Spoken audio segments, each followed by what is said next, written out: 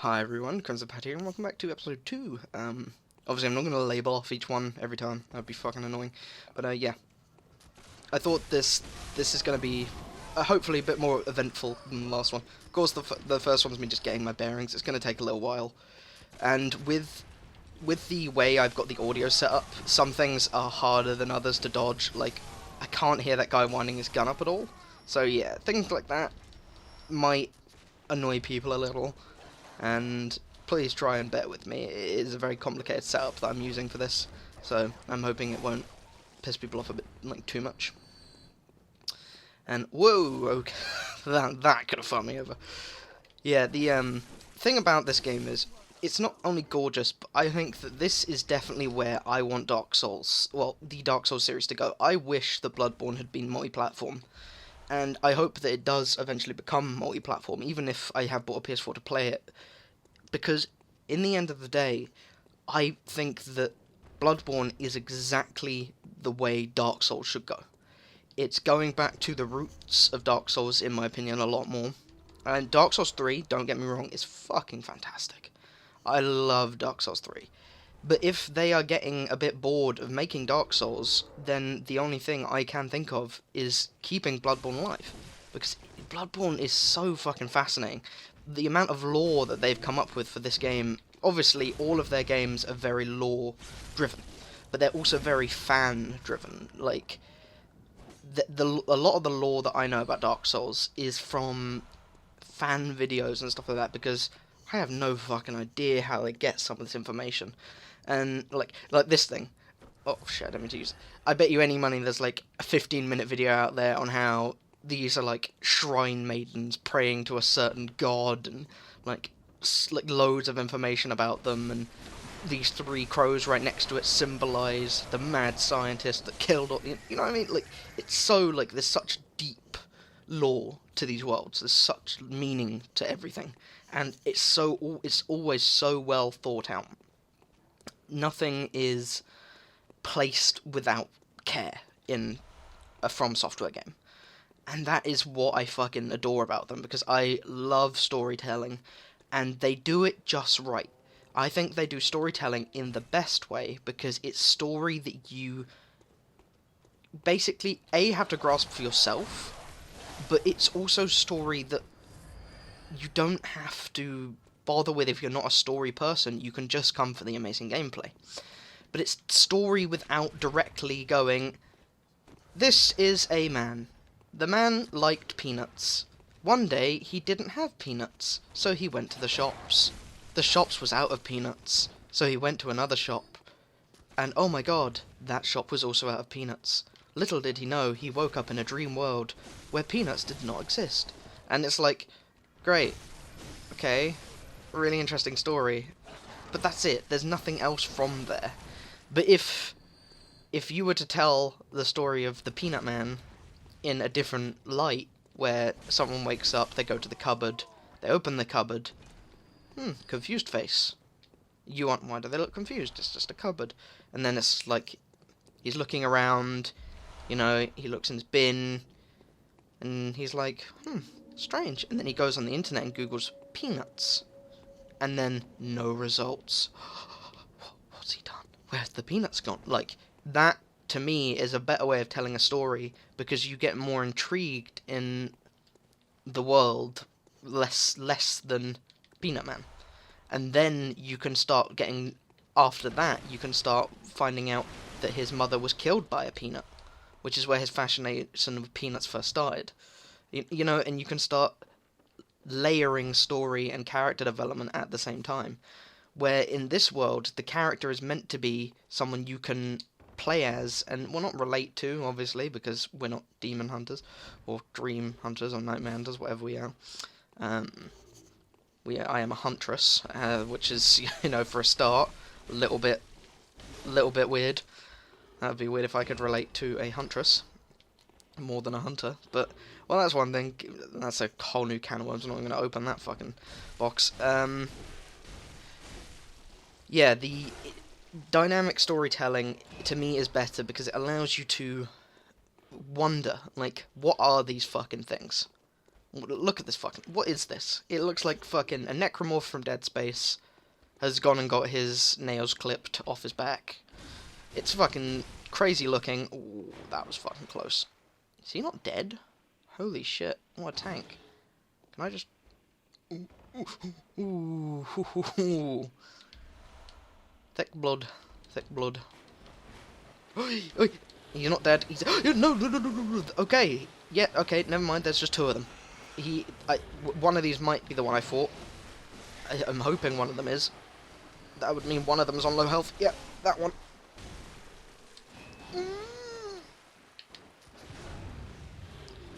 This fucking blunderbuster is amazing. What the hell? Why did I ever take the hunter's pistol? Wait, no, I didn't take the hunter's pistol. I did take the blunderbuster last time. What the fuck am I talking about? Ooh. What the fuck? I didn't know you could get this early. Holy shit. I fucking... Wow. I fucking seen this on the fucking packet and everything. I thought this was going to be really late game armor. What the hell? This is gorgeous. Oh my god, I'm in love. Look at this shit. This shit looks fucking awesome. My god. Yeah. I'll get back to storytelling in a second. Just so, yeah, not boring everyone to death. I think also the interesting thing about this is the combat, whether similar to Dark Souls. I love the regenning health from hitting things. It fits my playstyle fucking so much more than Dark Souls does. I'm a fucking lazy, clumsy, and I am very, I'm very precise, I'm good with timing and stuff like that. But when it comes to button mashing, I fucking love button mashing games because I can numb out, fucking not do anything, and just enjoy the game. And Dark Souls, unless you are... Dark Souls 3 you can a bit because some of the systems don't quite work the way they should. Like poise and stuff like that just doesn't exist. There's some systems that, if implemented properly, would make them, like, the mechanics of the game a lot harder. But when it comes to Blood Souls, when it comes to Dark Souls, sorry, Bloodborne, god, I'm getting my fucking entire vocabulary mixed up. When it comes to Bloodborne, it's a very different can of worms, because it's sort of... Where the fuck am I actually meant to be going? Sorry. Yeah, when it comes to Bloodborne, it's a whole new can of worms, mainly because it's a different universe. I can jump down here. Yeah. Well, I fucking killed myself, didn't I? No, I fucking didn't. Jesus Christ. I thought I saw this fucking guy's head popping out. What the fuck is this thing? And why is there like hundreds of dead ones? They're not dead! Jesus Christ. I was thinking for a second then, like, you know what, I should have known they're not dead. I should have known they're not dead. Jesus Christ. I don't remember this at all. I think I must have skipped over this entire fucking area and went straight to... Fuck me, these things are strong. And they're not actually strong, there's just a lot of them, I think. Good thing is they're not very long range. They have long arms, but yeah. I can remember what I was saying. Something about Bloodborne's combat. Oh yeah, when it comes to Dark Souls 3, the combat is still a little bit linear when it comes to, like, just button mashing in comparison to the older games, I personally think. The older games required a lot more dodging and a lot more mechanical skill over, let's say, Dark Souls 3, where there is a lot less punishment for getting hit. I feel like you can dodge roll out of things a lot easier. Getting staggered isn't as punishing as it was in the other Dark Souls. Is there any secrets in this game? I don't know. Like secret walls. I'd be surprised if there wasn't, but I wouldn't think it'd be the exact same as... Oh, Jesus Christ. Did that just fall down, or am I just blind? There's two of them, so I'm assuming they must have fell down. I would have seen one of them. Jesus. Yeah, I would have seen one of them. Come on, that's bullshit if not. Yeah, I think it's that kind of... I don't know, I think it's... Bloodborne has this difficulty curve, which, to me, is very different than Dark Souls. Because it's kind of...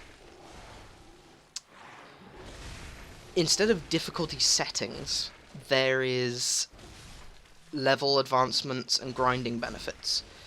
And the way, like, as I was saying earlier, with, like, the whole mechanic of the enemies that can take your souls and absorb your souls, they're...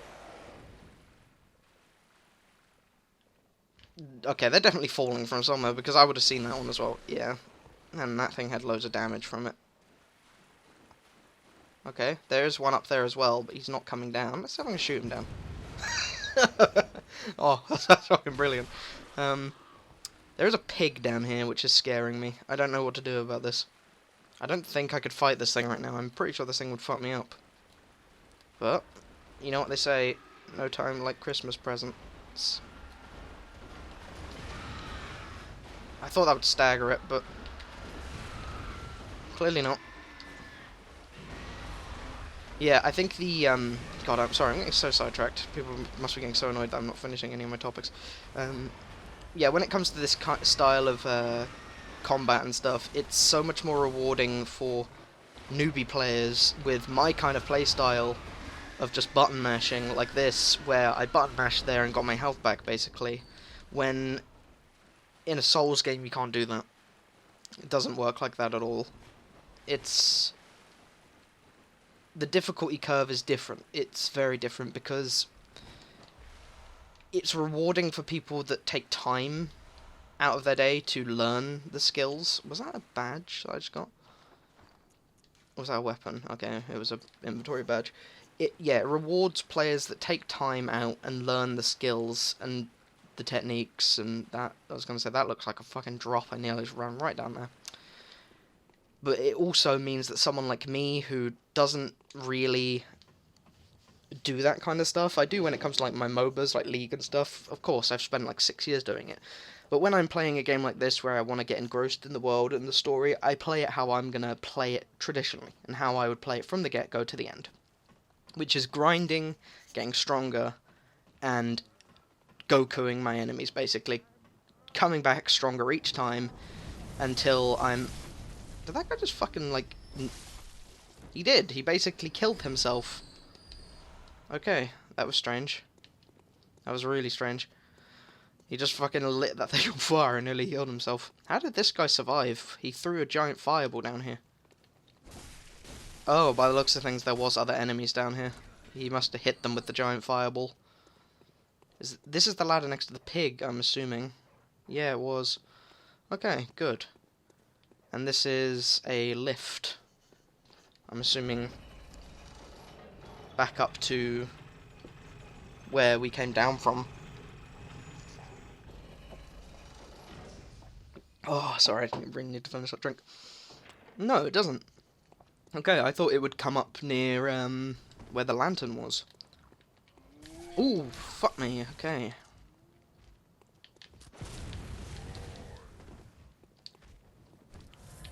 I'm scared.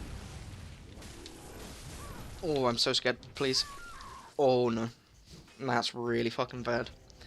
That is really bad. Oh, Jesus, that's really, really bad. I shouldn't have done that. I should not have done that. Madman's knowledge. Skull of a madman, touched by the wisdom of the great ones, used to gain insight, making contact with the eldritch wisdom, blessing for even its drive. Okay, well, you know, I was reading that, but I guess I'll just go fuck myself. Right, so I need to get the fuck back down there, so how would I go about doing that? Shit. Fuck, this is really complicated. I think I'm gonna have to go through all of these enemies again, and then... Excuse me. I was trying to make a point. I think if I sprint past these enemies, I will have less chance of dying. Part of me thinks that's not true, because that's not ever been the case. Ever. This is a bad idea. Hello. Excuse me, how's the wife? Ooh. Didn't know the staircase was here. Is that a way down there? Nope. Okay. Whew.